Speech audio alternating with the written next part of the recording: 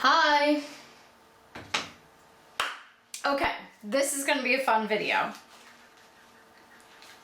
Are you wondering what teabag folding is? Well, luckily, it has nothing to do with tea bags, so you can take your tea bags and make a cup of tea and come back and join me, and we'll do some paper folding.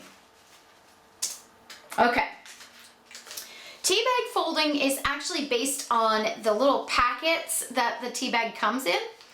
I'll link the original story below, but basically there's a lady that created a folding technique using small pieces of paper, several identical small pieces of paper, to create beautiful medallions to put on gift cards and scrapbooking and boxes and all sorts of embellishments.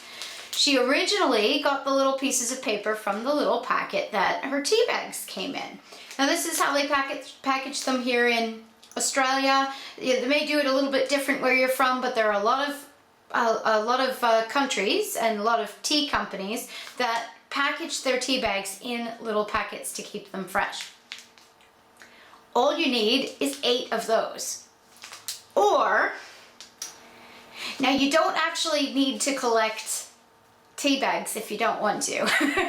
Yeah, I have the tiles for sale on my website.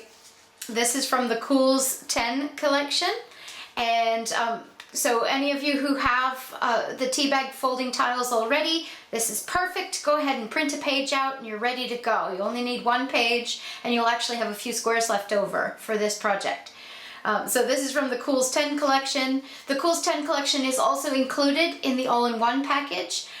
So if you have the all-in-one package, you've also got this square if you really like that one. So that's what we'll be folding today.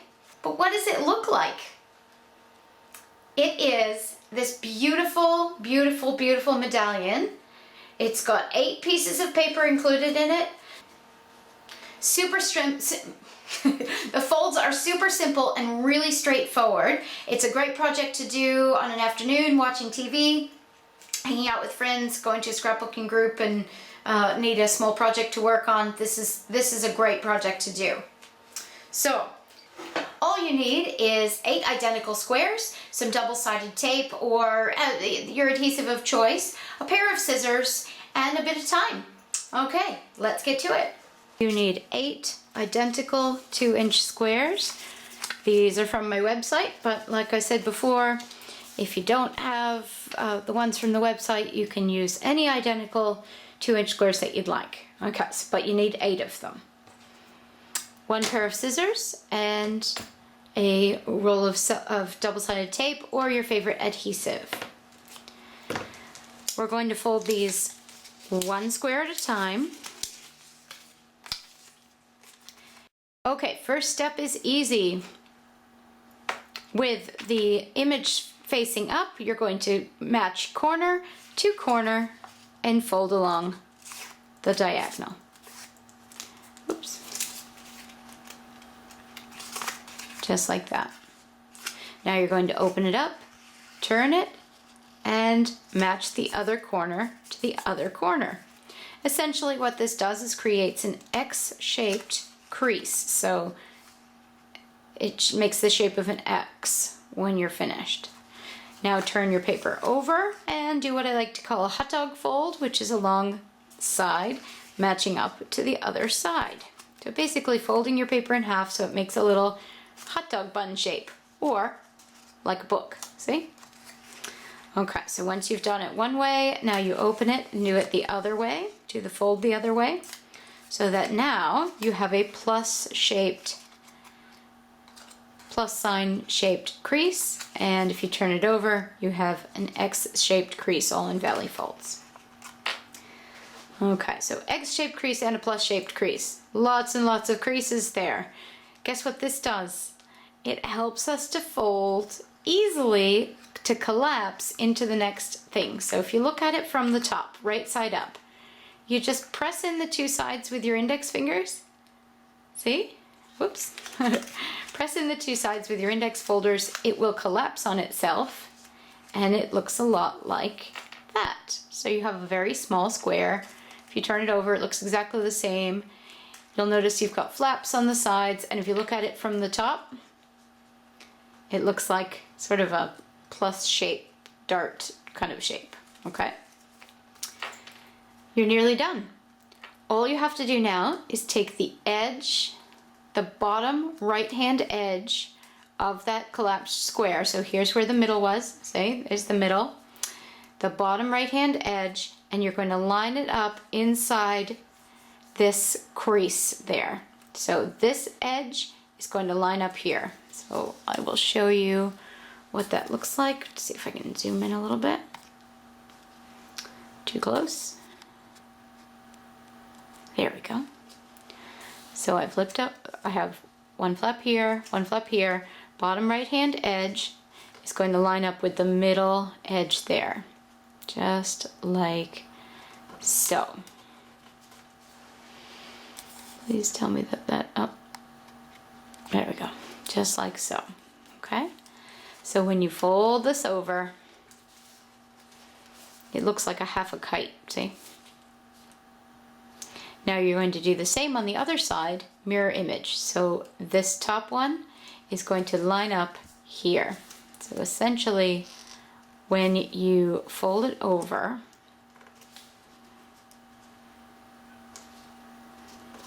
this edge will line up with the middle. I'm going to open it up so you can see it. See? This edge lines up with the middle. And then you fold it back over, and you've got what looks like a little kite sitting on top of a square. That's it for the first step. Now you just need to do that 7 more times. And if this is your first time, you're probably going, oh no, that is not going to be easy. But it's actually, you get used to it after you do it a few times, I promise. It won't be too bad. Okay, so there's that one. And let's make 7 more. I'm going to speed this up, and I'm going to link to the first section in the description box below so that you can repeat it as many times as you need, okay? And you know exactly where it's located. All right, so here I go.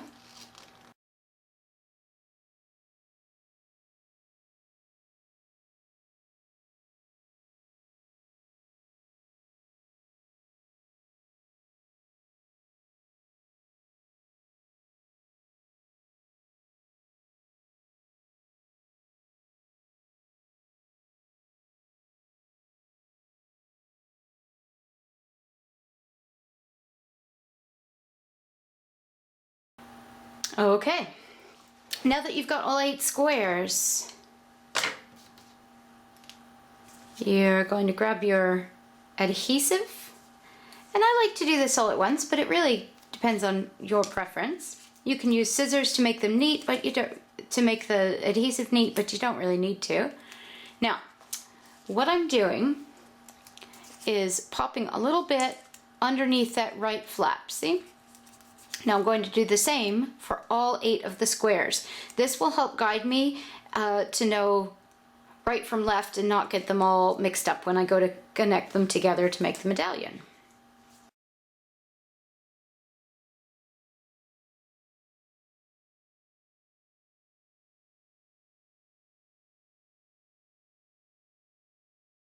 Okay, now that all the adhesive is on, we're going to stick them together. So I just peel off the little paper backing, and I'm going to take the right hand one and tuck it into the crease there where we folded the original flap over, and I'm going to tuck it all the way in, making sure that your bottom corners are lined up really well. That's going to make the medallion look very neat. You're also going to line these 2 points up very well, so the bottom and those 2 points. And try to get it so these don't overlap. If they do, it's not the end of the world. It just makes for a neater medallion if they are as lined up as possible.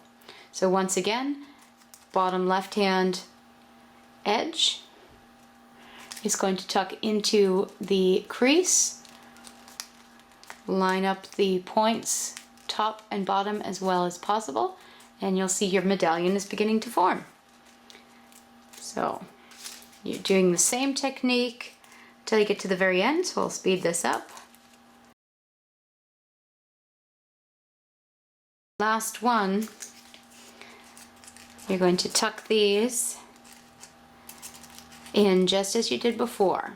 And to finish it off, you'll notice that you've got the first one and the last one open still. So you peel that off and then pretend as if this doesn't have a whole chain of pieces coming off of it and it's its original square. You just take the bottom left of the original square, tuck it into the original piece, tuck it in, line up the top and the bottom just like you did before, and there you go. Beautiful. A quick troubleshooting tip is that, say you have these exact same squares and for whatever reason your circles seem like it's not making a beautiful flower like that, check and see that you are folding, when you get to this step where you fold the edge in to make the kite shape, make sure that your center is facing up and the opened end is facing down for every single one. Now you can mix it up a little bit if you want to have the yellow pieces on the outside. If you want them on the outside, just fold it so that the open edge is out. But just be consistent about it. So each one needs to be folded the same way, and if they are, then you'll end up with a pretty medallion flower look. Okay, so I was just telling you about if the yellow points are facing in, they make a beautiful flower. This is what it looks like when they're facing out. These are actually all made out of the same squares. So it's amazing how many different choices you have just with one. I mean, look at that. Even if you did it upside down, it just has a beautiful look to it. You could totally put a ribbon on that and use it as a Christmas ornament or something. So, all right, there it is. I hope you enjoyed. If you have any questions, feel free to put them in the comments below. Come and ask me on Facebook. Email me, jen@origamitwist.com. I'd love to hear your feedback on anything, and have a great day. Bye.